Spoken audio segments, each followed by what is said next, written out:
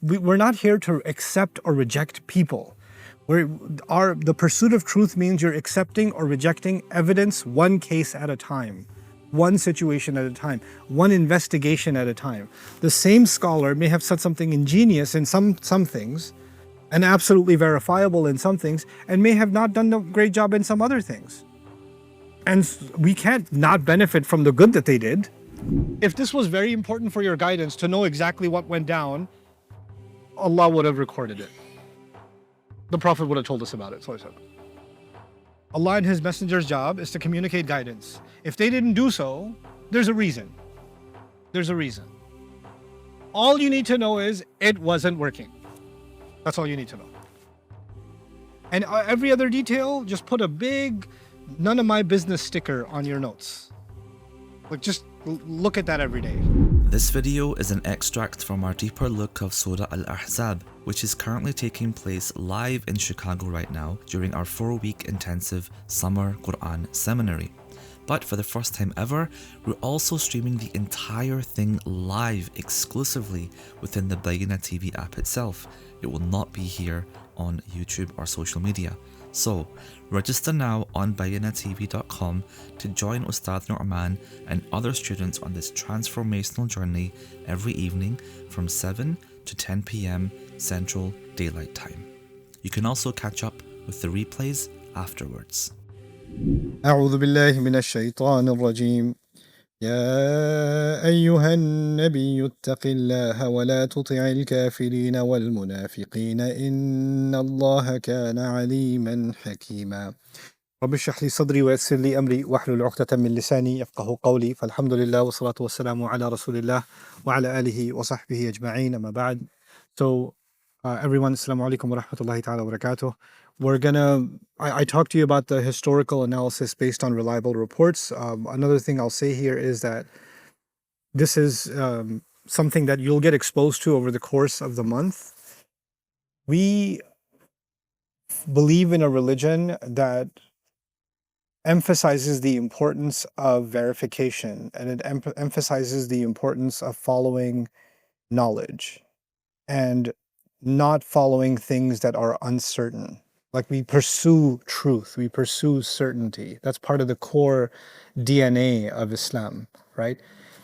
We don't just believe in something because it feels good to believe in it. And we don't believe in something because our parents told us to believe in it. That's actually the Quran's criticism of other religions, that they're not based on reason and the pursuit of truth. If you were to boil down the pursuits in our religion, they just boil down to two things: the pursuit of truth and the pursuit of justice. That's it. Those are the two pursuits. And the ultimate truth is Allah in that sense too, right? So you'll find the legacies of the prophets, all the debates that are mentioned in the Quran, all their struggles that are mentioned in the Quran boil down to those two things: the pursuit of truth and the pursuit of justice. The Quran criticizes two key groups of people. One group of people that were engaged in injustices. They're, unjust to the orphan, or unjust to, innocent people. They kill unjustly, they steal unjustly, they violate the rights of the weak, etc., etc. That's injustice. That's the battle against injustice. And then there are people that spread falsehood. It's a battle for truth. It's the pursuit of truth. And within that pursuit of truth, the Quran even comes after people that claim to be people of knowledge, like the rabbis, right? They had knowledge, but they were using their legitimacy, their titles, to bend the truth to what served their interests. So Allah even exposed that people that claim some sort of copyright or some kind of license to the truth can actually become corrupt also. That they can use it for whatever other means, political means and other sorts of means. Our history, Muslim history, is not immune from these problems. We don't have a glorious, cleansed, detoxed history. We have a difficult history. And there are people who made up stories about our religion, and then they popularized those stories. That happened, right? And then the problem is when we, over time, became passive as a civilization, we became passive Muslims. So you've heard certain stories growing up, and that's your Islam. Your Islam is based on these stories that you've heard your whole life. And then someone comes along and says, actually, that's not a real thing. That's not legit, etc. You're like, oh, this is what you think my parents, my villager, my the biggest beard uncle I know told me this story. How can it be wrong, etc., etc.? We have this idea of appeal to authority. Who are you to question something when someone so much older than you or someone so much more credentialed than you didn't question it? The problem isn't truth doesn't come from an age. Truth doesn't come from a person. Truth comes from evidence, right? So you have to follow the evidence. You have to follow the to the source, and we apply this in every other situation except for our religion, unfortunately, right? So Muslims became far more interested in, I'm just gonna not think about something and just take it for what it is and not question it. I'm not telling you to question everything and become a skeptic. However, there are things that you don't have a choice but to challenge it, because your fitrah goes against it. The Quran goes against it. The legacy of our Prophet ﷺ goes against it. And there's going to be things like that that are sometimes even mentioned in our books. There are things that are problematic that are mentioned in our books. That's a fact. You can't get around it, you know. Not too long ago, we were studying Surah Al-Qalam. And Noon wal qalami wa ma yasturun, right? And Noon is one of the letters that is not translated. It's just Allah said Noon. Right? So the Sahaba, many of them had opinions about what Noon means. And one of the suggested meanings of Noon from some of the companions of the Prophet ﷺ was that it's a giant whale in the sky, a whale in space. And on the fin of that whale, the earth is spinning. Right? That's an opinion found in classical tafsir. Now, do we accept that opinion? Some people went as far in their loyalty to, well, if the Sahabi said it, they must have got it from somewhere, so there must be an invisible whale in space. And now you can find YouTube videos of Muslims who believe in whales in space, and the atheists make fun of it and all that kind of stuff. Well, here's what's actually going on. One, no, that's not what Noon means. Two, the Sahaba weren't necessarily telling you that's what Noon means. They were saying, I tried to find out what it means. I asked around. The only thing I came across is this story about Noon. That's all I've ever heard. But I still don't know what it means. So just because they're citing this thing about Noon doesn't mean that's what they believe. That's all they found when they asked around. Meaning they were explorers themselves. They weren't just taking something and saying, I don't know. This is telling you that the legacy of the prophets, of the Sahaba radiallahu anhum ajma'in, was actually exploration. They were thinking about the word of Allah and trying to find out what it means. Actually, that whole story about a whale and the fin, that's from Jewish tradition. And there were Jewish tribes in the area, and that story was floating around about what that Noon might mean. So what I'm saying is history is more complex than I just found it in a book. There's more going on, and we are supposed to be a sophisticated civilization. We're supposed to be thinking more deeply and more critically. There's two extremes now. Either if I found it in a book written by somebody, some sheikh, somebody I consider like the Catholics have the Pope. We have popified figures in Islam too. So if they said it, khalas, that's the end of it, right? There's that level of loyalty to the scholar. Or there is, forget about the scholarship. They talked about a whale. Who needs scholarship, right? There's these two extremes. Either throw out the whole kitchen sink or take the whole thing. No, we're not here to accept or reject people. The pursuit of truth means you're accepting or rejecting evidence one case at a time, one situation at a time, one investigation at a time. The same scholar may have said something ingenious in some things and absolutely verifiable in some things, and may have not done a great job in some other things. And we can't not benefit from the good that they did because we found something. And this new psychosis that Muslims have developed. Oh, I found the sheikh, he made a mistake. I don't understand this psychological disorder. You found a human being who made a mistake. Congratulations to you. This is really happy for you. Now that I found that they made a mistake, you can't listen to anything they ever say. Well, thank Allah, the person who's saying it has never made a mistake, which is why we should listen to everything they always say, right? Because they crossed the threshold for not making mistakes. They have immunity. They took a vaccine. They have a khata vaccine, right? They took that. Everybody else, they can find the mistakes of except themselves. SubhanAllah. This is what happens when we become obsessed with personalities as opposed to obsessed with the argument, with the evidence. And so what I'm saying here in the first historical analysis based on reliable reports is what I mean. We have to take a critical look at history. We have to take a critical look at the evidence that we have and how reliable it is and where does it originate from and how far back can we take it. And if it's not 100% and if it's 70%, we should be comfortable saying, hey, that's 70%. We can't be entirely sure. So how does that impact our understanding of the Quran? Here's how it impacts it. The Quran is absolute. The Quran is the explicit word of Allah. It's spelled out. And then you have some reports that may not be as reliable.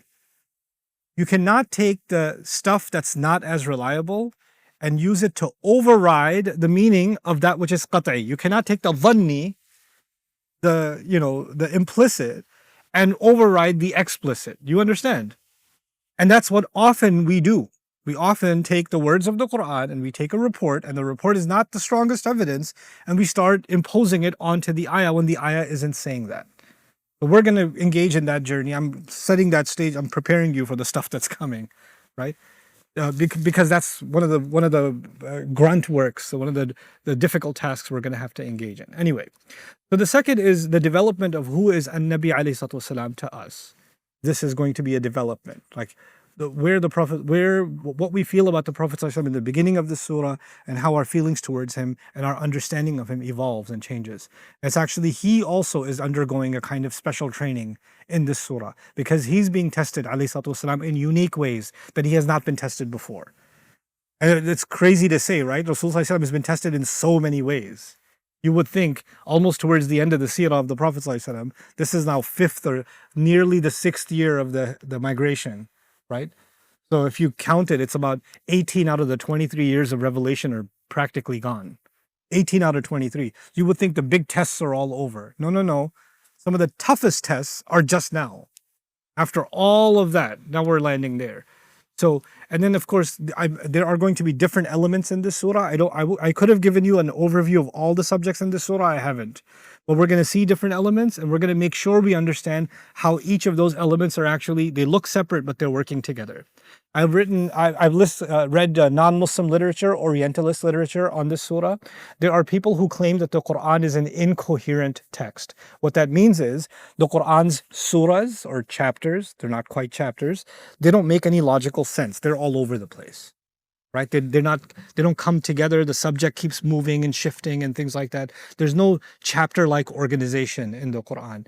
And the number one surah they quote to claim that the Quran is incoherent and doesn't have any structural integrity or logical flow is Surah Al-Ahzab.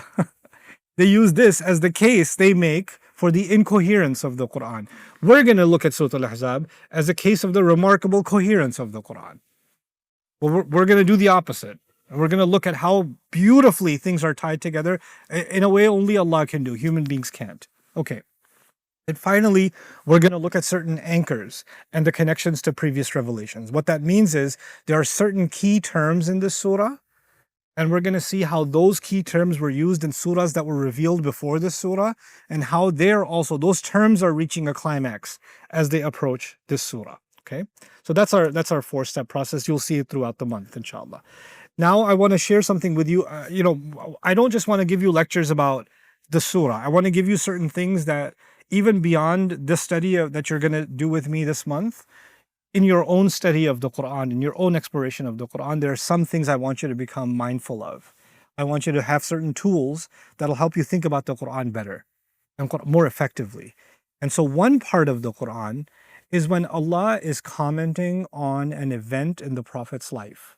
There's different pieces of the Quran, right? There's oaths in the Quran and parables in the Quran and stories in the Quran and laws in the Quran, etc., etc. There's all these different components. One component is Allah is talking about an event in the seerah, in the Prophet's life. When you get to a place in the Quran when Allah is talking about one of the events in his life, then here's a suggested process. First, understand the historical event. So in this case, I told you there are 4 historical events. We're going to try to understand them, right? So first, you don't even look at the ayah. You're just trying to understand the historical event. What happened? Then you're going to look at the revelation, the Quran, as a commentary on that event. And again, let me pause here and help you understand what I mean by that. It's actually pretty deep. Hey guys, hey you guys. Okay, they're gone. We're having too much fun though. I'm jealous. Okay, so here's what I mean. Let's just say there's news about what Trump tweeted today, or something, or there's news from Ukraine, or there's news from the United Nations. Something. There's some news event. It's spread. The news spread. But there's one expert that you trust. There's an analyst, there's a scholar, there's a researcher, there's a geopolitical thinker, etc., etc. You're like, okay, everybody's talking about this event, but I don't want to hear from a 14-year-old what they think and a TikToker. I want to go to this expert. I want to get their opinion on how do I understand this event? Everybody knows the event happened, but that analyst, that thinker, that intellectual, they will give you a perspective nobody else could give you because they have a deeper understanding of the politics, the economic undercurrents, the social, et cetera, et cetera. You understand? I have certain friends that work in certain governments in higher levels, right? And something's going on in that country. And I watch the news and I'm like, what's going on? And I call them and say, no, that's not what's going on. Let me tell you what's going on. Because I was in the meeting with the generals and this is what they were talking about, etc. I was like, oh, okay, yeah. The news tells you one thing, but the people on the inside have a different story. You understand? So there's the idea of expert opinion on something, right? Even if it's the same event, do we all understand the same event the same way? No, we don't. That depends on our level of knowledge, our level of understanding. Now think about this. There's an event that happened in the Prophet's life. Who's about to comment on it? Allah is going to comment on it. Allah is going to reveal certain ayat talking about that event. In other words, it's not that we have to understand the ayat better by understanding the event. No, you can't understand the event unless you understand Allah's ayat. Allah's ayat are the commentary on how to understand that event. So what we've done is we've reverse engineered this, and what we've done is let's understand the ayat by understanding the event. What I'm saying is, let's understand the event by understanding the ayat. The ayat are going to highlight the event in a way that no historian could highlight it. Not even the people that experienced it could highlight it. They couldn't figure out what's going on. Only Allah could. Only Allah could. I'll give you an easy example of that, and it'll come in handy for this surah too. It's Surah Al-Fath. When Hudaybiyah was signed, thousands of companions, hundreds, if not in the thousands of the companions were frustrated when the treaty was signed. They all witnessed the same event. They're all upset. They all see this as a loss. They're all angry, all of them, not with no exceptions. Everybody's upset. And the Quran comments on the same event. And the Quran comments and says, Inna fatahna laka fatham mubina. We've given you an unequivocal, undisputed, open victory. Before that ayah came, and the ayah came right after the signing, soon after the signing, when they're basically taking their walk of shame back to Medina. In the sense, that's how the Sahaba are feeling. It's a walk of shame. We came here to do Hajj, we couldn't even do Hajj. And Allah is revealing, we have given you the most open victory. There's no ayah in the Quran that describes victory in more explicit terms than Surah Al-Fath. But it doesn't look like victory to anybody. It looks like loss. It looks like humiliation. How is this victory? The Quran commented on something that no human being could understand the reality of, only Allah could. Now understand what Allah means when He says that the Quran is light. What is the function of light? Light helps me identify the reality of an object. If there was no lights on in here and it was pitch black outside, I don't know how far something is. I don't know how big something is. I don't know if there's a snake in front of me or a child in front of me. I don't know the reality around me in the absence of light. The Quran calls itself what? Light. What that means is the Quran is a means by which we can understand the reality of something. So when there's a seerah event and then the ayat come, the ayat are putting a light on that event that no history report can put. No other document can put. And so that's the ultimate lens by which to understand the event. That's the ultimate lens. Now, what we've done is, because we reverse engineered it, we're like, let's shed light on the ayat by these reports, right?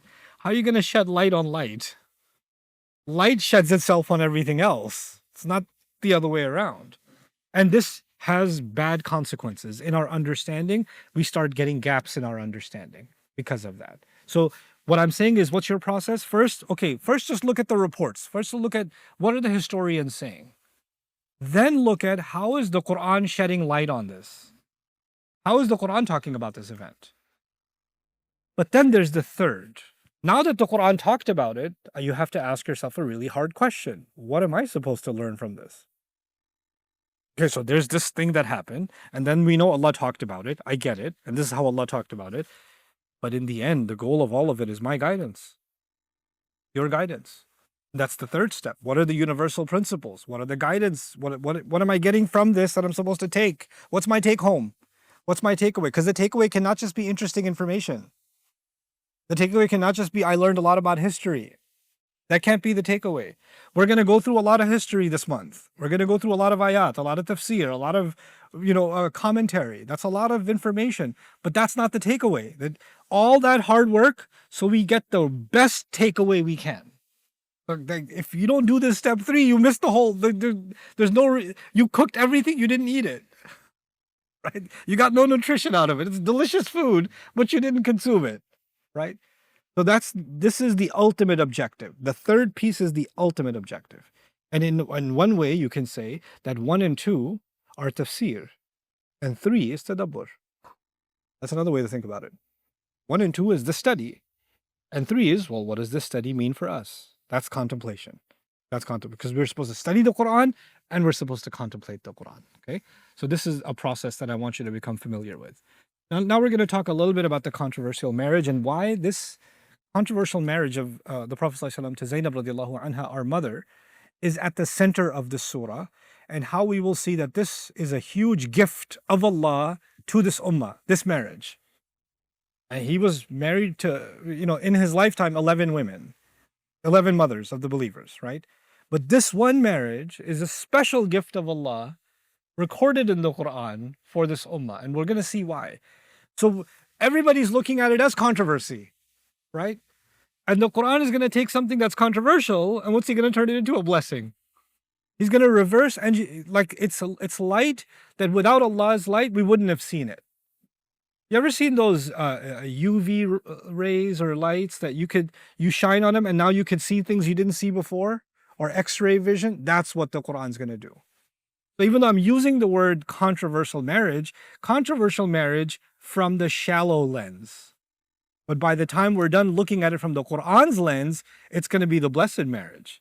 It's going to be something else entirely. And then we're going to be ready to take something away from it that's going to illuminate our lives, right? So it's repeated in the very beginning in ayah number 4, in the middle between 36 to 38, and at the end towards, because it's 73 ayat of the surah, it's all the way at the end in ayah number 69 also. And there's some references to it in 58 and 60. And what's interesting is I mentioned there are 4 major events, right, that are in this surah. And this reference comes up in the neighborhood of each of those events. Like there's the reference to this, and then another historical event. Then a reference to this, then another incident. So all the other events in the surah are kind of circling around the marriage of Zainab radiallahu anha to our Prophet sallallahu alaihi wasallam. So this is kind of like the tie-in to all of them is what's happening.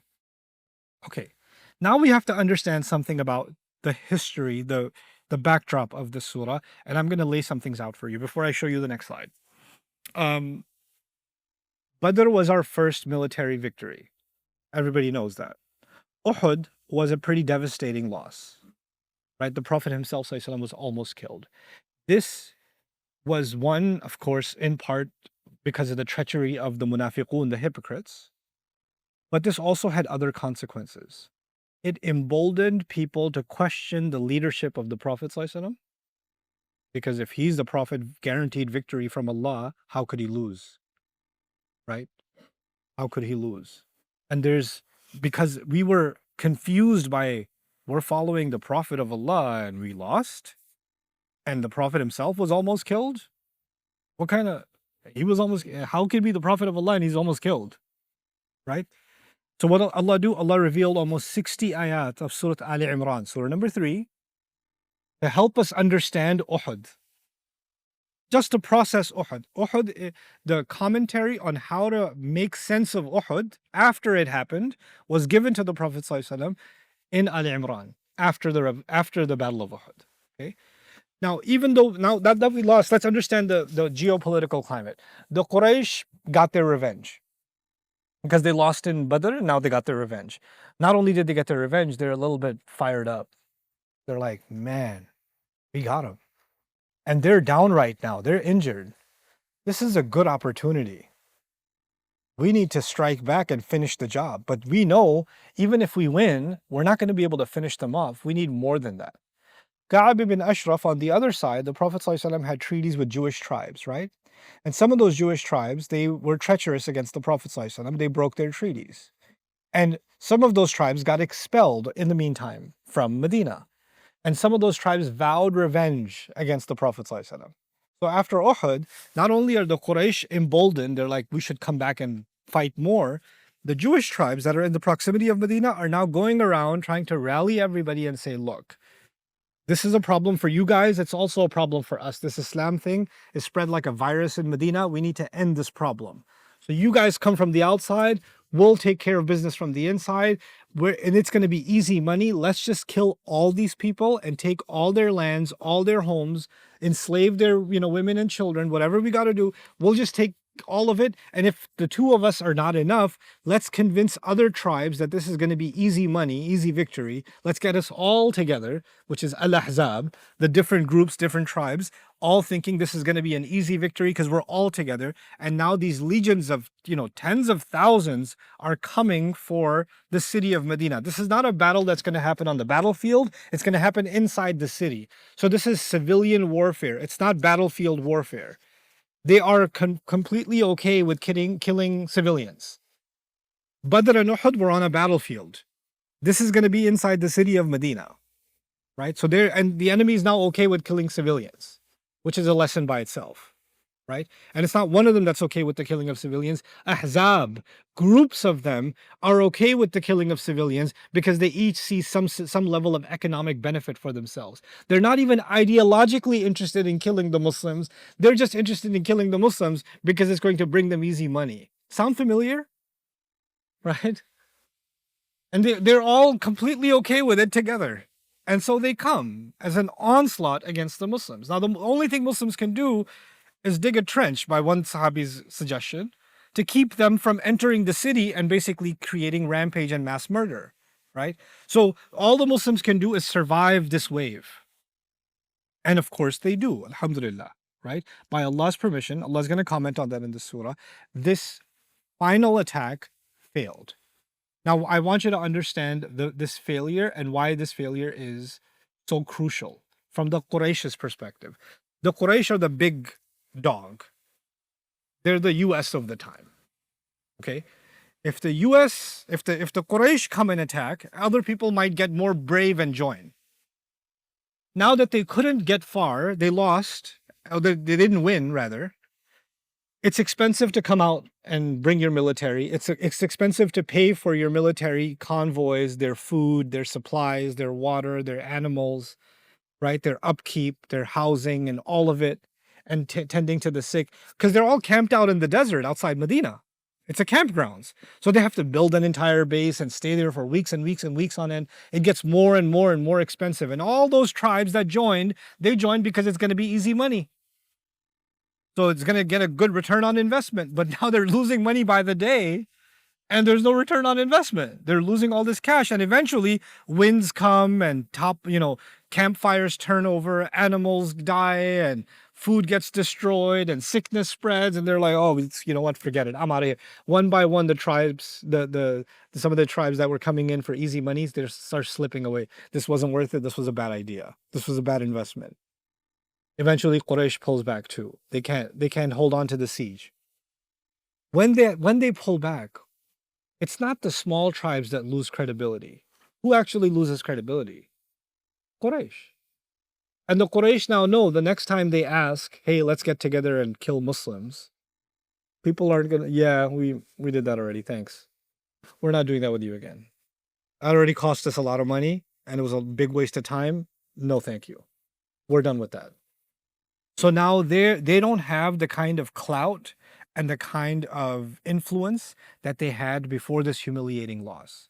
This is the nature of big powers. When big powers make a move and they influence smaller powers to join them, but when they fail in the mission, then they lose credibility across the board. Sound familiar?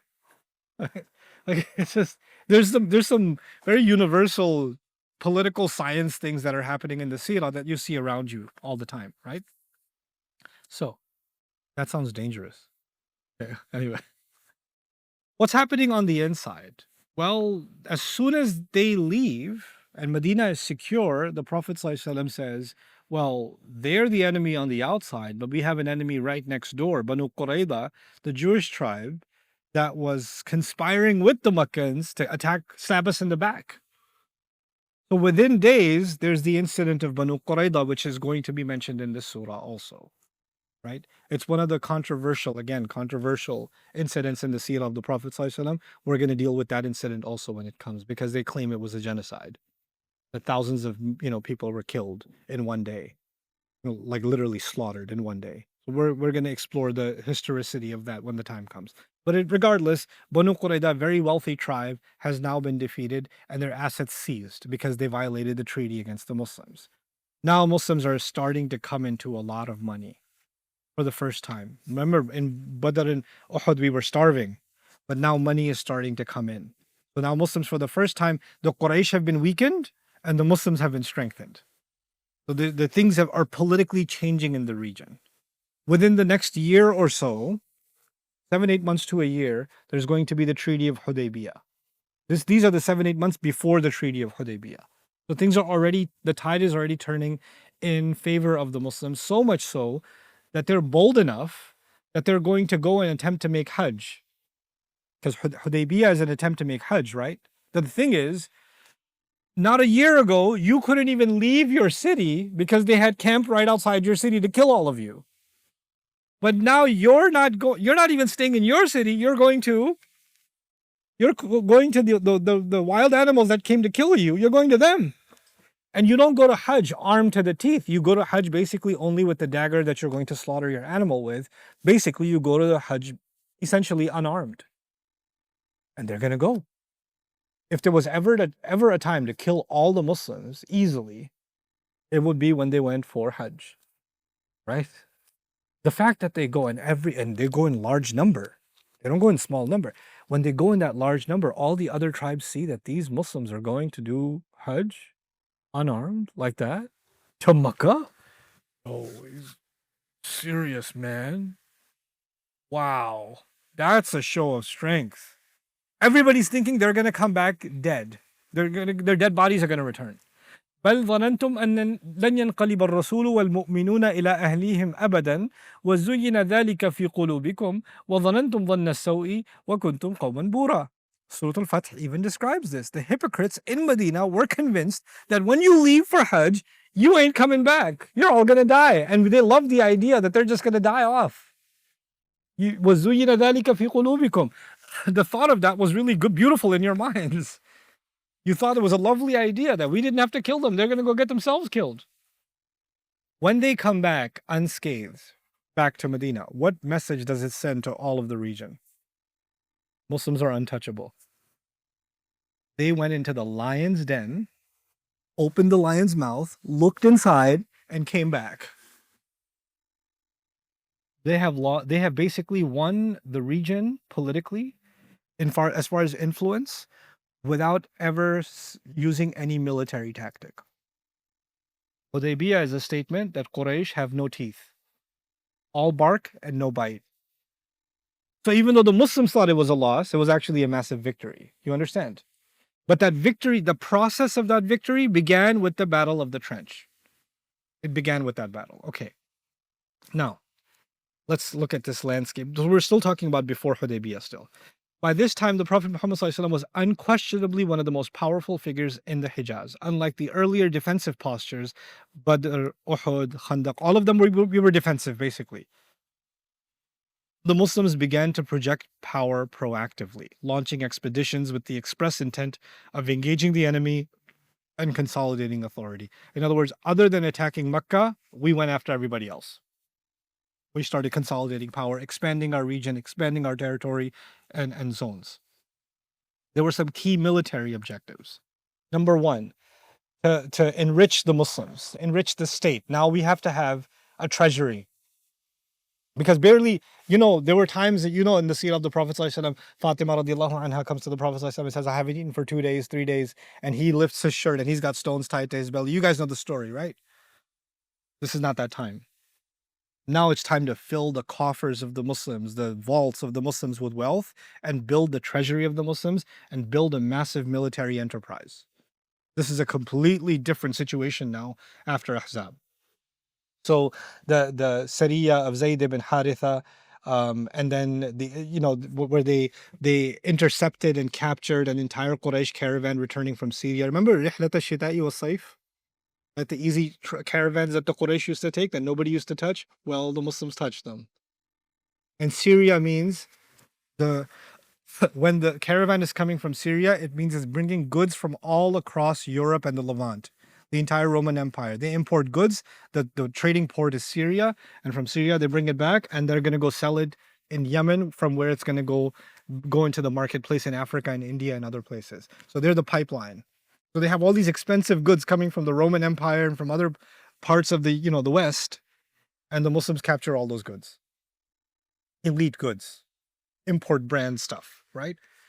Now this starts helping fund the Muslims in ways they've never seen before. Now there's a buffer zone. They have a regional control. Now the Quraysh know that their caravans are going to get caught, so they don't go into certain territories where they used to move freely. So you've limited the movements of the Quraysh also in the region, right? Now, how they came right to Medina and they had to be a trench, but now there's a perimeter around Medina. You can't even get close to Medina anymore for the kuffar, for the enemies. So our sphere of influence has expanded. This is important also. There were people that were financing the campaign against the Muslims, conspiring against the Muslims. The Prophet ﷺ instructed specific assassinations of key enemies. They called them targeted assassinations, drone strikes, right? So the covert operations, strike teams, infiltrations, those kinds of objectives.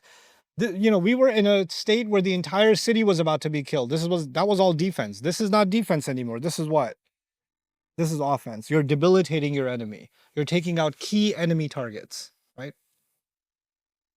And then 4, retaliation against aggressors. Anybody who came at us that were medium to small size, we went after them. And there are people that had massacred Muslims and others. Now people know, don't mess with Muslims. You're going to pay the price. Now in the region, there's an actual intimidation of Muslim military might. And all of this is happening very, very quickly. Because remember, the Battle of the Trench happens, and within a year, we're going to be maybe a little more, a little less, but that's basically when we're going to be in Hudaybiyah. And all of this is happening before Hudaybiyah. So things are changing for the Muslims very quickly. The 3 battles of Islam before this, Badr, Uhud, and Ahzab, all 3 of them, we barely survived. Barely. When we had almost nothing in Badr, we took devastating losses in Uhud, and we got almost genocided in Ahzab, right? But this is a completely different military landscape. So this is one thing you need to understand about when this surah was revealed. We were already coming into a position of power. There are many surahs of the Quran where Muslims are in a position of weakness and the revelation comes. Surah Al-Ahzab is not coming when Muslims are in a position of weakness. Surah Al-Ahzab is coming, we're in a position of strength. We're in a position of strength. Okay. The Quraysh's hostility remained potent. Still, even though we were winning, they're still our enemies. The Khaybar's Jews, Banu Nadir, Banu Qaynuqa, they also started joining forces, and they still represent a threat against the Muslims. But now we are in a different stage. We used to be in a survival stage. We are now in an internal stabilization stage. And at the same time, the community is being consolidated. Revelations are coming about family life, how to be in the home, the dress code, food regulations, Hajj rituals. These revelations are starting to come that are the formulation of a community. This is not discussions about survival in a military setting. This is about the beginnings of a civilization now. It's as if the foundation has been laid. Now it's time to set up this community. And those kinds of revelations are starting to come in the Quran. Now, I'm going to skip this part for you and get to something maybe outside of my slides. So I'll talk to you about something and I will end today, inshallah. Because the marriage thing I'll talk to you about tomorrow in detail. Okay, don't look at the slides anymore. Just look at me. So what we need to talk about now is when Muslims are coming into power, the enemy sees that the only thing we can do now is to sow some kind of doubt and confusion and discord within them. I was telling you, demoralize the Muslim. And the easy target for that was the marriage that was happening or that happened with Zainab radiallahu ta'ala anha. We're not clear about when exactly it happened. We do know it happened around Ahzab, right at Ahzab, maybe right before Ahzab or right after Ahzab. It's something there in that time that this marriage happened, right? But it's by the time the surah comes, the marriage is already done. It's already happened. And Allah is commenting on something that's already taken place. Because we know that, what it seems to suggest is that people were already talking. There was a lot of rumor. There was a lot of criticism and controversy, etc., about what just happened here. And just to understand the brief outline of the story, because you should know the basic outline of the story, the Prophet ﷺ had, I'm not going to use the word adopted, because adoption is actually different than kifalatul yatim. Adoption means you take someone and you basically erase their identity and you make them your own child, right? But sponsoring an orphan or taking care of an orphan, they retain their identity, but you take care of them. The Prophet ﷺ for a long time was taking care of Zayd, who wasn't actually originally a slave, but he was his tribe was attacked and he was lost and then he got sold into slavery. So he's not originally from a slave sort of situation. But regardless, the Prophet ﷺ loved him so much he considered him his son. And that gave the idea of at-tabanni. At-tabanni means I consider you my son. So I'll call you as if I'd call my own son, right? And this is Zayd radiallahu anhu. Now Zayd radiallahu anhu, because he used to be a slave, he's been emancipated, he's been freed from slavery. He's now free, but the Prophet ﷺ considers him his son, and he still stays with the Prophet ﷺ and is close to him, etc. The thing here to understand is the Arabs were a very high-class society. And they had high tribe, middle tribe, low tribe, slave. They had classes of people. PhD, masters, bachelors, associates, high school dropout. People have educational hierarchies. People have financial hierarchies, right? People, people might think, oh no, we're in a democracy, we're all equal. Yeah, what neighborhood you live in? There's projects people, and there's the suburbs people, and then there's the bling bling gated community people. There's classes of society, right? People used to have different quality of horse, right? Somebody's driving a donkey, somebody's driving an Arabian horse, somebody's riding a purebred. Is that still the case in the parking lot? Somebody's driving a Fiat, somebody's driving a Ferrari. They start with an F, but they both end very differently. Completely different class of people, different class of ride, different class of home, different class of clothing, etc., etc., etc. Isn't it the case? There are class societies. Classes have always existed, economically at least. Well, the Arabs were very class-based and tribe-based. And even if you were a slave at any point in your life, that label stayed with you. Even if you got freed, you're still a freed slave. Like, it kind of like, it's not the same thing, but if somebody was in jail and then they got out, right? So they're not a convict, they're just an ex-convict, right? But the label it really doesn't leave you. It was like that. It was a stigma that stayed with you. There are even pre-Islamic poets like Antara, for example, whose poetry was so good it made its way to the walls of the Kaaba, who was a freed slave. And he never escaped that label. He could never escape that label. So Zayd radiallahu anhu still carries that label in that society, in that structure. Okay. Zaynab radiallahu anha is from a very high class family. She's from the Hashim clan. She's a cousin of the Prophet sallallahu alaihi wasallam, and she's one of the elite families. Right. So you could think of the poorest neighborhoods in Chicago, Zayd, and the wealthiest neighborhood in Chicago, Zaynab.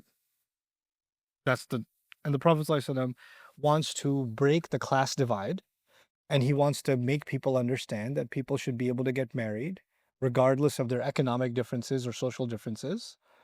So he recommends that Zainab and Zayd get married. And Zainab doesn't think it's a good idea. She doesn't think it's a good idea. And Zayd is also kind of reluctant, like, I don't think she's going to like me very much. Because I'm supposed to be qawwamuna ala nisa, like I'm supposed to be the head of the household, the caretaker, I'm the Amir of the house, and she's going to say, you're the Amir of my house? Like she's already up here, I'm already down here. There's no way I'll have any sort of authority over her ever. So this is going to be a very difficult situation that I'm going to be put in. So he's reluctant about it. But the Prophet ﷺ insists, right?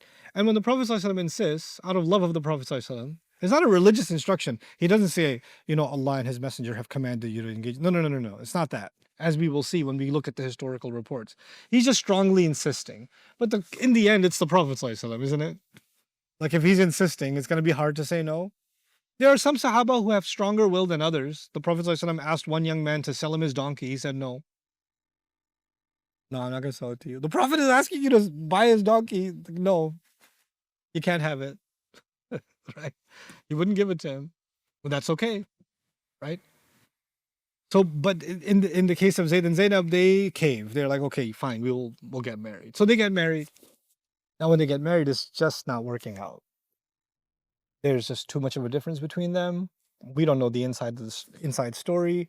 The reason we don't know the inside story is because it's none of our business. That's why we don't know the story. I could tell you she was high class. He was from, slave clan. That's why she just couldn't handle his lower class status, or, she couldn't deal with living in that kind of housing. I could make all that up. It might be entertaining for you, but is that history? No. You know why? Because we don't know. You know why we don't know? Because no one knows what happens between a husband and a wife, except who? The husband and the wife. We don't know. All we know is it wasn't working out. That much we know. Why wasn't it working out? अच्छा और बताएं, कुछ तो पता होगा आपको. Do you think this is what happened? Do you think that is speculation into people's personal lives? Is that something that Islam prohibits or speaks out against? Speculation into people's personal lives? But you know what? For some reason, when it comes to the best people, the Sahaba, we're very comfortable with our speculation. Like, what must have happened? Why do you need to know what must have happened? What are you going to make a chara out of that? What are you going to get out of that? If this was very important for your guidance to know exactly what went down, Allah would have recorded it. The Prophet would have told us about it. Allah and his messenger's job is to communicate guidance. If they didn't do so, there's a reason. There's a reason. All you need to know is it wasn't working. That's all you need to know. And every other detail, just put a big none of my business sticker on your notes. Like just look at that every day. Okay? There's a nosiness that Muslims suffer from. And they bring that nosy, they're already nosy in their own personal lives. Right? There's already nosy so what are you doing here? How long are you here? Like, I mean, people get weird around me, that's okay. I'm used to it. I ran into somebody in the elevator. I was in another country. You're here? My first impulse was to say no. Like, what's he gonna do if I say no? I said, yes, I am. Oh, what are you doing here? Are you in this hotel? Now I'm getting uncomfortable. What floor are you on? How long are you here? You're gonna be here tomorrow? You come here every day?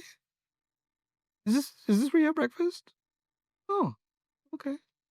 So, like, what are you gonna do this evening? Do I know you? Right? Just wanting to know.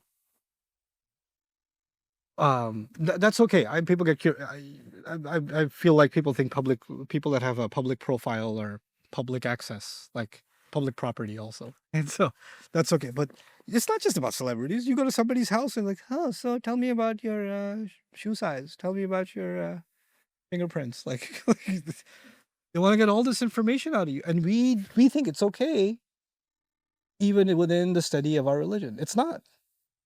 It's not. So I'll stick to the facts. The facts are the marriage wasn't working. Zayd comes to the Prophet ﷺ and says, it's not working. We're not compatible. How they're not compatible? Again, none of our business. The Prophet ﷺ now feels reluctant to tell him get divorced. Why? Because whose recommendation was it? The Prophet's recommendation.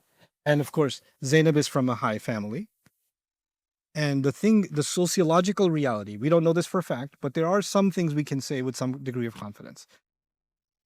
When you have a high profile family, when you have a higher tribe or, a prime minister or, somebody who's, very famous or whoever, right? An elder. When there's a divorce in that family, it's a much bigger impact. It's not just two people got divorced. Everybody's talking about it. It can make its way into the news. It can make its way into the tabloids. It can affect the political situation, because they're a high tribe. Celebrities, everything about their personal life becomes like sensational, right? So it's not like everyday people having a relationship problem. This becomes a much bigger problem when it's high profile, right? And it's much more looked down upon. That's why, royal princes and princesses, et cetera, they get married, but they don't get divorced. And even if they do all kinds of stuff, but they don't get divorced because it's a bad look, right? So she's from a high family. And now Zayd is insisting that he wants to get divorced. This is going to be a very bad look for her and her clan and her tribe. On top of that, it's the Prophet ﷺ who recommended this marriage. So the Prophet ﷺ is telling him, don't do it yet. Don't do it. Amsik alayka zawjak. Just don't divorce her. Now there are multiple opinions here, some of them very flimsy, very weak, but the strongest one that I can find, that I think is the most convincing, and we'll look at the evidences tomorrow, inshallah, is that Allah at one point revealed to the Prophet ﷺ that he's going to be marrying Zainab. Allah revealed it to him while she was already married to Zayd. Allah revealed to him that she's going to be marrying him. Now Zayd's coming along and telling him that he's having trouble in the marriage. He wants a divorce. But the Prophet ﷺ, he could have done two things. He could have just said to to him, well, Allah revealed to me that I'm going to marry your current wife. So why don't you just divorce her and let's get this over with and I'll just marry her. Because Allah has revealed that to me already. So why delay? Right? But what does he do? He says, keep your wife, have taqwa of Allah, do the best you can, basically, stay in the marriage. The question then is, if he knew that he's going to marry her, why is he telling him to stay in that marriage? Again, we don't know why exactly because Allah didn't say. Allah just said that he was hiding the true intent, meaning the true intent was Allah has revealed to him that this marriage is going to happen. He didn't want to say. Why? What I can think of, what we can speculate. What we can speculate reasonably is if the Prophet ﷺ says, well, divorce her because Allah has instructed me to marry her, everybody around is going to say, oh, how convenient. You told your son to divorce his wife because Allah told you to marry his wife? Huh. So he knows that there are munafiqun that take any opportunity and they're going to blow this out of proportion. And it's going to demoralize the Muslims. And it's going to be even more humiliating for Zainab and for Zayd and for him and for their families, etc., etc., etc. Like this is going to be a huge problem. So even if Allah has already decreed that I'm going to marry her, when that happens, but I shouldn't make it look like I had a hand in expediting that. I should just tell him, just do whatever you can, stay with your wife. So it shouldn't look like it came from me. It shouldn't look like that. Right? Now, the interesting thing is Allah told Zayd radiallahu anhu, don't divorce her. Amsik alayka zawjak. Explicit words in the Quran. Hold on to your wife. Who's instructing here? Who's giving the instruction? The Prophet. The Quran, this surah says, whenever Allah and His Messenger give an instruction, it is not up to a believer to have any choice. There's an ayah in this surah. I'll say that again. Whenever Allah and His Messenger give an instruction, it's not up to a believer to have any choice. Yeah? And then Allah gave Zayd instruction. The Prophet gave Zayd instruction, sorry. What did he say? Hold on to your wife. Logically, you would assume then that Zayd has no choice. He's got to stay in the marriage. In the same ayah you find, and when Zayd was done divorcing her, like, huh? Wait. The Prophet told him, don't get divorced. And the next thing you know what happens? He gets divorced. How can the Prophet tell him to do something and he went and did the opposite? You know what that proves? That was not a command in Islam. That was a recommendation as a family member. That was a recommendation as someone who loves and cares. That was elderly advice, but it wasn't a religious instruction. That wasn't a religious instruction. So when he told him to hold on to his wife, he was just giving general advice, but he wasn't giving him a religious mandate. And Zayd understands the difference between when the Prophet ﷺ is commanding something as the Prophet of Allah and when he's telling him to do something as someone who loves and cares for him. And so when he disobeys that instruction, it's not a disobedience of Allah and His Messenger. It's not. So he goes ahead and gets divorced. I can't think. अस्सलाम वालेकुम, आपकी आवाज़ आ रही है तो मुझे अपनी आवाज़ नहीं आ रही. अस्सलाम वालेकुम. Sorry ji. What was I saying? Something about Islam. Oh yeah, okay. This is a big point of contention in the surah we're going to see. The Prophet ﷺ's concern is going to be brought up. Was his concern valid, by the way? What do you think? What people are going to talk? Is that a valid concern? Yeah, pretty valid. One day she's married to his son, and then a few weeks later she's married to him. Right? This just looks odd. It's disturbing, people would say. People are going to make all kinds of... And, you know, they're the best kinds of people. You know, back in the... I can't say for sure if they were Pakistanis back then. But they were Pakistani-like people. They're like, you know, I don't have a problem with it, but some people are saying it's really disturbing. There's some people that just... some people are saying, like, there's no way to justify that. And I don't even know what to say to those people. Who are these some people? Can I meet them? No, I'll ask some people if they know some people. You don't want to make it sound like you're saying it, but there's always someone called some people, right? And you just throw this on some people and spread and spread and spread. And now even Muslims that are like, they love their messenger, sallallahu alaihi wasallam. They have honor for him. They look up to him in every way. Innaka la'ala khuluqin azim. You have the highest character of all. And he married his daughter-in-law? What?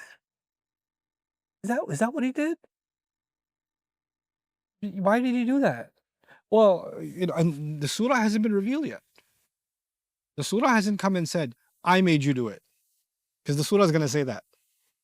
But Allah put the Prophet ﷺ in that position without even giving him that surah first. He told him that you're going to marry her. And he goes and he does it. And people are already starting to talk. And this rumor is spreading and all this stuff. And I want you to understand the intensity of the problem. Islam comes along and says, Islam is basically the higher moral ground. The Prophet ﷺ is the height of the morality and character. And Islam is speaking out against indecency and lewdness. Islam is the alternative to these other lifestyles. And the ultimate example of that is the Prophet himself, sallallahu alaihi wasallam. And now there's a marriage scandal against who? The Prophet ﷺ. And on top of that, let's make this even spicier, the Prophet ﷺ had 4 wives. He had, at the time, 4 wives. Zainab became his 5th. I'll say that again. He had 4 wives, Zainab became his 5th, radiyallahu anha. The Quran has already been revealed that you can marry up to how many? 4 wives. That's what's been revealed. And now he just married his 5th. Oh, so he's got a different standard for himself?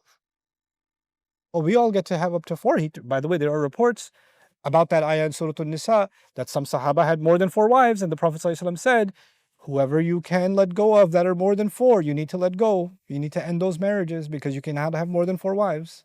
And Sahaba engaged in divorces of those that were more than 4.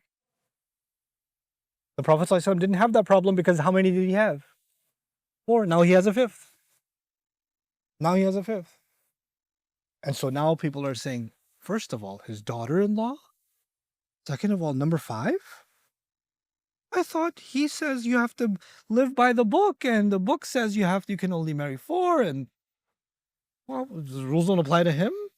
Why don't they apply to him? Some people are saying this is a little contradiction. I love those some people, right? And now this noise is getting louder and louder and louder. Yes, Muslims are politically doing really well. Money's coming in, right? But I want you to understand this from the hypocrites' vantage point. They're starting to create this noise. The innocent Muslims, they're starting to not have an answer for what they're saying. Let's think of it from the perspective of the wives of the Prophet ﷺ. Because they're his wives. Why did he do that? Why did he marry Zainab? They're having a thought. And then on top of that, not only did he marry Zainab, radiyallahu anha, on top of that, a lot of money has come in, right? But you know the only family whose budget didn't change? The Prophet ﷺ. They're still living the same standard. Everybody else is doing better. Except who? The Prophet ﷺ. And the wives are like, so our lives are no better, and now there's even another mouth to feed? And another wife of the Prophet ﷺ? So there could be an attack on their minds. The Prophet ﷺ has his own anxiety. I'm supposed to lead these people, and they follow me through anything. And if they start questioning my integrity, how are they going to follow me? And I'm not bringing this up. I'm not saying anything about it. But they're already talking.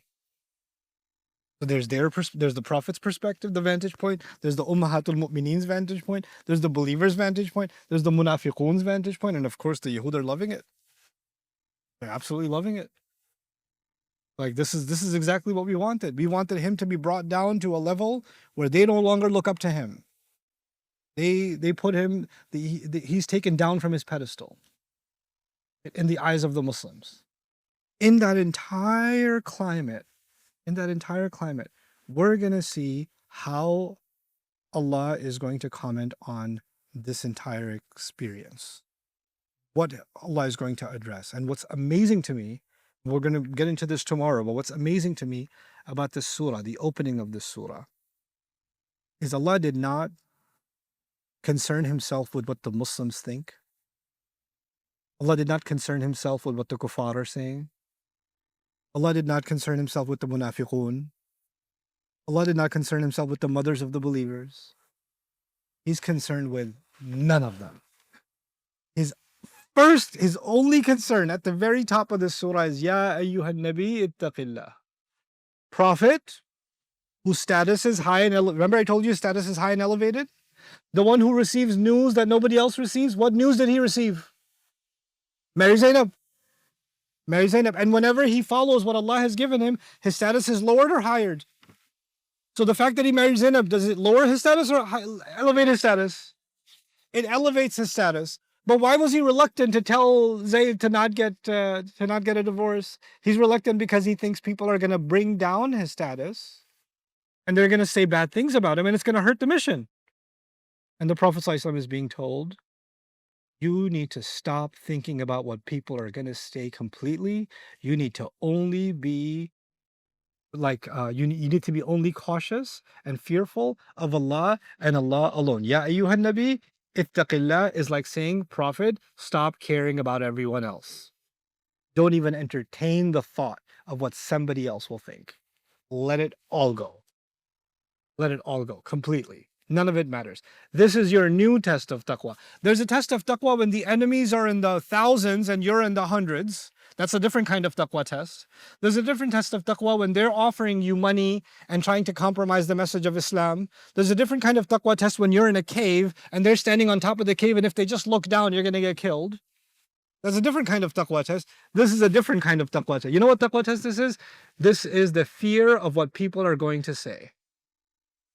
This is not the fear of getting killed. This is not the fear of the mission being compromised. This is the fear of the commentary of people. It's a human fear. And the Prophet ﷺ felt an inclination of it, and Allah Azza wa Jal told him, never let that fear enter you. Ittaqillah. No, your taqwa means you don't get to have that feeling. You can't afford it. You're the pinnacle, you're the height of Muslim belief, of this faith. You don't get to contaminate that faith even in the least bit. You know how in Surah Abasa, Rasul Sallallahu Alaihi Wasallam frowned, but he frowned at a blind person. There's nothing wrong with frowning at a blind person. No offense was done, but Allah has set such a high standard for the Prophet ﷺ, he can't even bulge his forehead in front of a blind person. The same way, he can't even have the thought, what are people going to say? Allah cannot allow that thought for the Prophet ﷺ. Before I leave you, I'm going to share with you something about something if you think this is controversial, I'll give you controversy.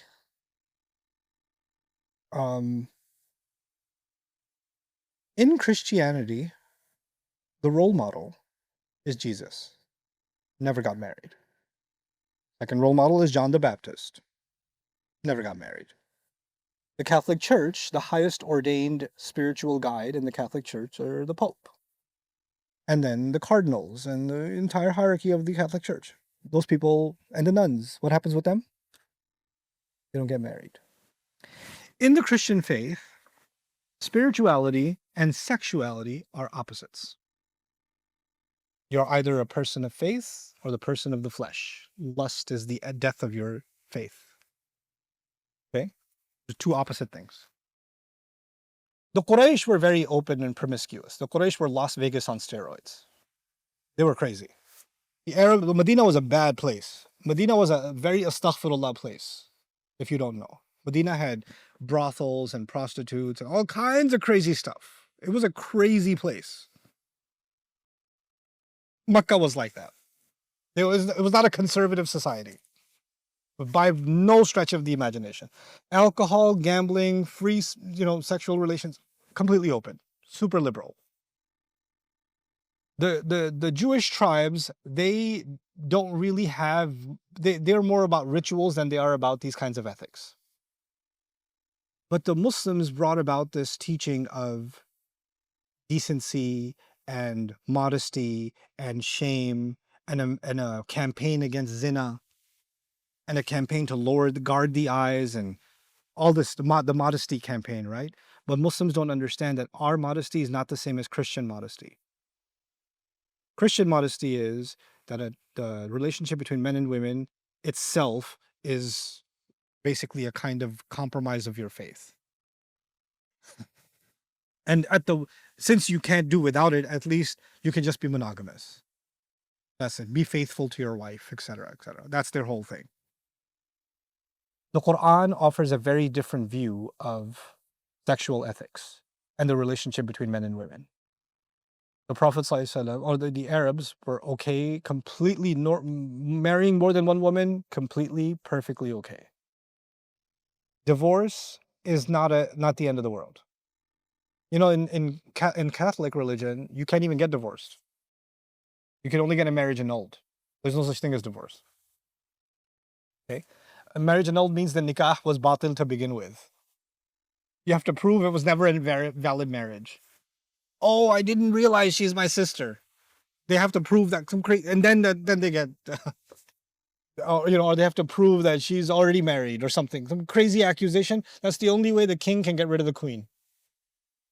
That's how they do it. That's why they had all these illegitimate relationships, because they don't have that. Islam came and it brought 4 or 5 things. I'm going to list them to you that revolutionized marriage itself. How the world saw marriage before Islam and what the Quran brought, what Islam brought, how it saw after it. Okay. 1, Allah made marriage easy. There's no high requirements. Number 2, it gave men exclusive financial responsibility over the wife and the children. Women aren't financially responsible. Men are exclusively financially responsible for the wife and the children. 3, the Quran made divorce through a process easy. Follow the process and you can get divorced. And the Quran never talked about why you should get divorced. The Quran just talked about how you should get divorced. So the divorce, by the way, was either it was too, there wasn't even a process and you could just throw someone out, or you can never get divorced. It's the worst thing ever. What 3 things did I list so far? What was made easy? Marriage was made easy. So now the whole tribe doesn't have to have this approval or that approval, and we have to have this ceremony. And no, just ijab and qubul, khalas, goodbye. You get married at a Dunkin' Donuts in Islam. It's still valid. So long as it meets the conditions, it's valid. Right? What's the second? Finance becomes the man's responsibility over the wife and the children. 3, divorce with a process. It was given a process and it was made easy. It was given a process and it was made easy.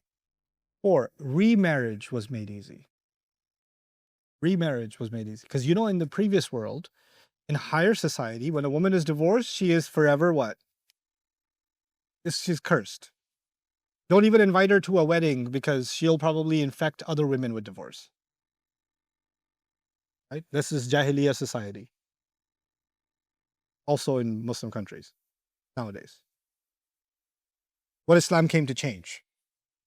The Prophet ﷺ, with the exception of Aisha, married mostly divorced or widowed women. So it's completely normal to get divorced, completely normal to get remarried. It took the taboo away, and marrying more than one, taking responsibility for them, normalized. It was already normal, but it was legitimized. It was given the religious sanction. You can have more than one. So long as you give them their rights, there's 2 kinds of rights. There's qualitative rights and there's quantitative rights. There's love and affection and smiles and da-da-da. There's the feeling or meaningful conversations. You can't ever be equal in that. Like you can't even have the 2 equal level conversations between 2 of your kids. It's never going to happen, right? You can't have 2 equal level conversations between a mom and a dad. Not going to happen. But time, finances, like can you give each one their rights as what they deserve? That is, you have to give rights. So that's the adl. If you could do that, normalized. Right? Now, what did we do? Muslims, forget non-Muslims. Forget about them. What did we do? We came along and we said, marriage is too easy. We should make it a little harder. We should make it more expensive. We should put more requirements. We should especially make it more difficult for girls. Right? And if they're already divorced, then inna lillahi wa inna ilayhi raji'un. And of course, then on top of that, we shouldn't allow a divorce to ever happen because it's worse than death. Right? Fathers will tell their daughters in the Muslim world now, the only way you're coming back here is in your box. Right? With your coffin on. Otherwise, don't come back here. So we made marriage difficult. Then we made what? Divorce difficult. Then what's the third thing? No. Financial responsibility. Who is the man financially responsible for? Wife and children. No. Make the man financially responsible for parents, cousins, uncles, cousins, barbers, friends, dog. And money goes everywhere else except it doesn't go where? Wife and the kid. Doesn't go there. Okay? Parents will say it's ours. And then the fourth was what? Remarriage. Oh, forget it. Last year she was married to his best friend and she got divorced. Now she's married to him. Oh, these women nowadays. Oh. Got a colorful personality.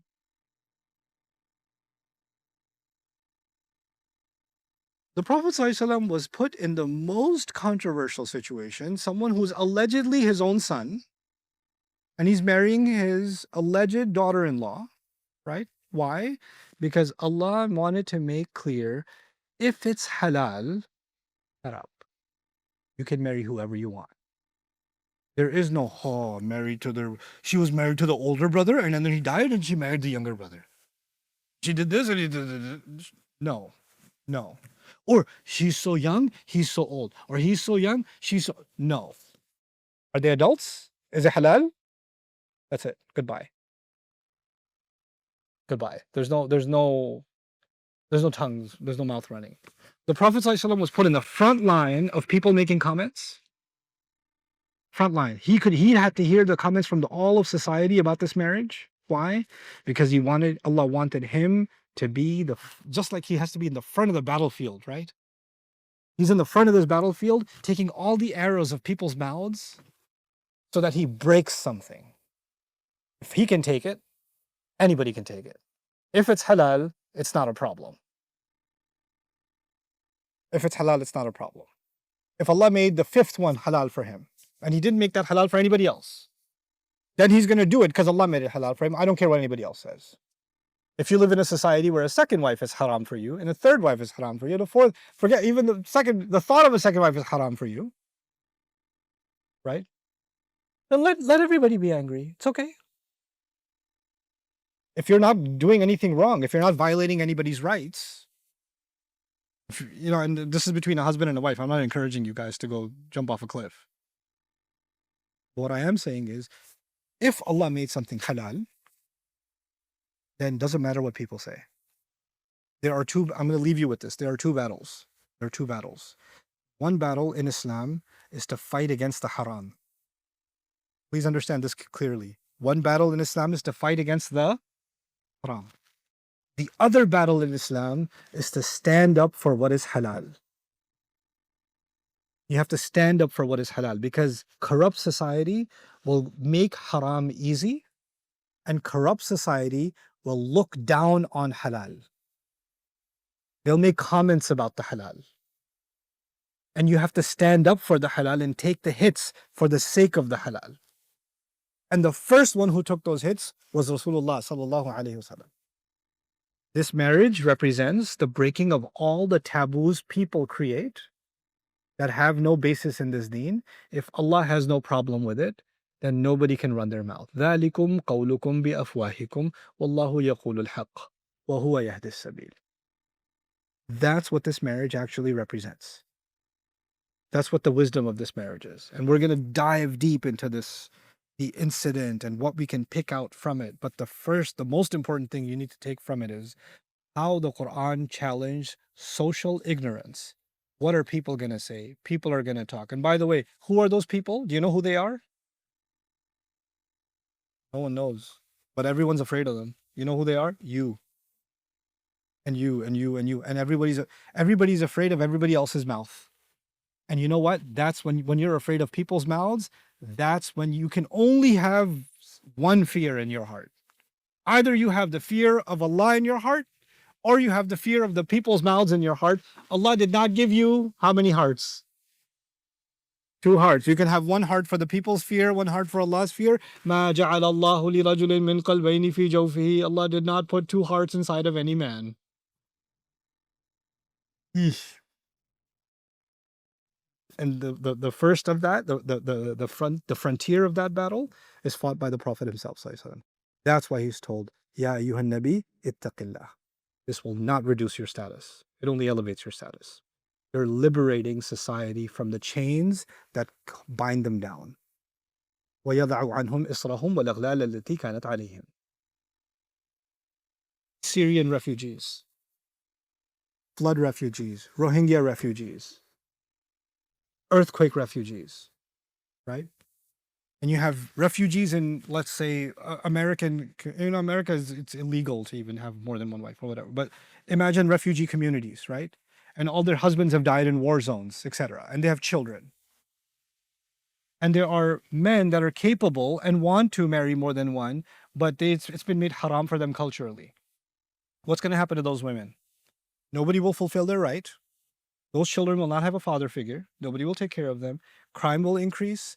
Losing the faith will increase. Corruption will increase in society. Desperation will increase in society. All why? Because we didn't stand up for something halal.